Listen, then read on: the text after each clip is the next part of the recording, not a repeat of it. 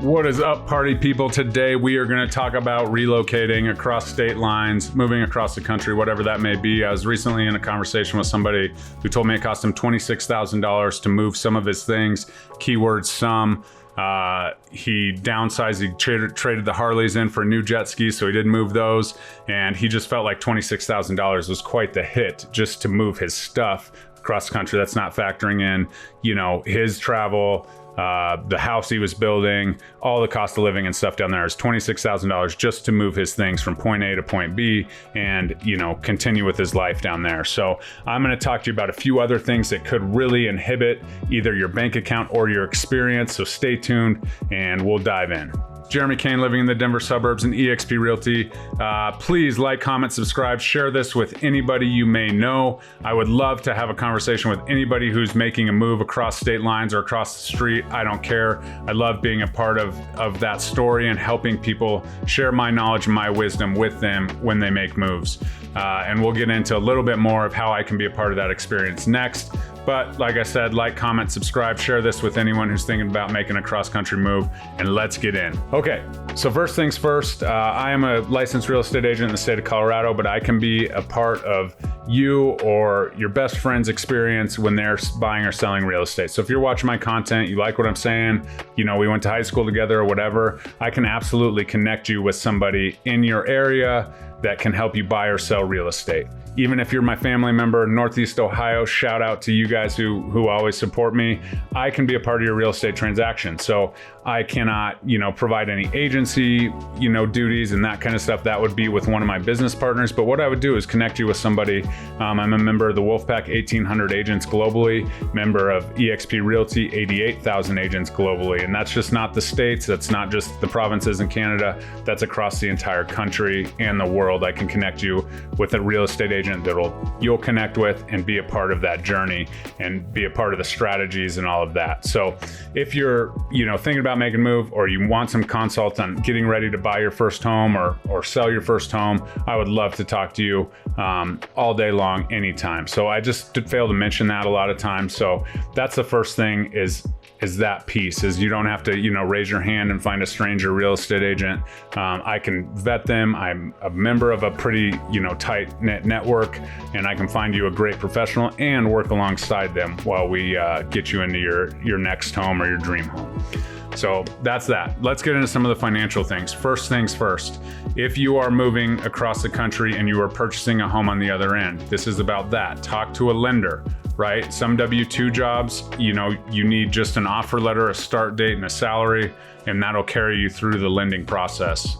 Some you need a paycheck or two to prove, that that's actually income on the other side. So we can time that out when we're making that contract and that purchase. We can time that out so that you'd have the second paycheck and then you can close or whatever.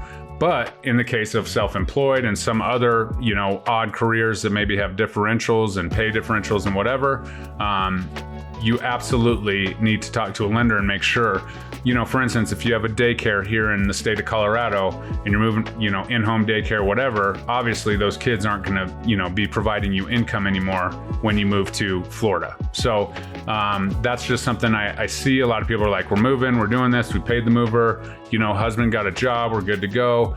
And then, the breadwinner, who's that self-employed person, says, well, I'm going to start my business and I'll be good and I'm confident I'm an entrepreneur, but the lender is not going to take that as income. So make sure that you're just crossing your T's and dotting your I's with that. I've seen it work where some people jump in and co-sign, gift funds, and all of that is absolutely, possible. But definitely look at that financing. Maybe you're moving from Denver. A lot of my clients are moving out of the kind of cashing out and moving to the Midwest and moving to other places, where, the cost of living is a little bit less. You can get a lot more house for a lot less money. And maybe you're able to buy that house in cash and none of that matters. But if a loan is on the other side of it, which 85% of the time it's going to be, make sure that you're, doing your due diligence there so you're not caught, adding a $50,000 a year of rent onto your moving costs. So that's that one. The next one is if you are selling a home in the state of Colorado specifically. If you're selling a home and you're not a primary resident or a resident of Colorado, or it wasn't your primary residence, you could be subject to a tax withholding. And there are other waivers that you can get within that affidavit, but those are the two most common. So say for instance, you're like, well, I'm going to take this job in Huntsville, Alabama, but I'm going to hold on to my house in Denver because we might be right back. Well, what happens in 6 months when you're like, oh, I love it here, it's the best place ever, job's best, great career advancement, all of that, and then you want to sell your house in Colorado?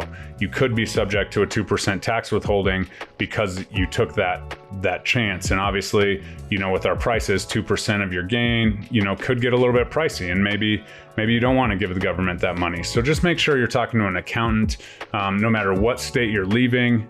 Say, do I need to make sure that I'm selling this home before I change my residency? Because that those states, once you get there, they're hammering on you to change your license, change your primary residence, change your license plates, all the things, so that they can generate that revenue. And so just be sure that you're making the right choices along those lines, so that, or just expect that payment to that tax withholding at the very least to be a part of your transaction. And so I just want to make sure that, if they're charging you $26,000 to move a portion of your things across the country, we don't want to lose money in any other areas. So those are the three, things that can absolutely change your experience. We're not here to talk about, the best moving companies or any of that. We're talking about you saving money, your experience, and how it can be the best possible, because moving sucks. It's stressful enough to then have to worry about, add-on fees and add-on taxes and all these things that kind of come along with the move. So I hope that helps you guys today. Please like, comment, subscribe. I look forward to connecting with you. Like I said, if anybody is looking to relocate, whether you're moving across state lines or you're just like, hey, I like what you talk about, Jeremy, I'd love for you to be a part of my story, reach out. I would love to find someone to connect you with and be a part of your real estate journey and help you build wealth through real estate, no matter where you're at. I'm a borderless agent that helps people build wealth through real estate. So again, have a good day. Please like, comment, subscribe. We'll check you later. Bye-bye.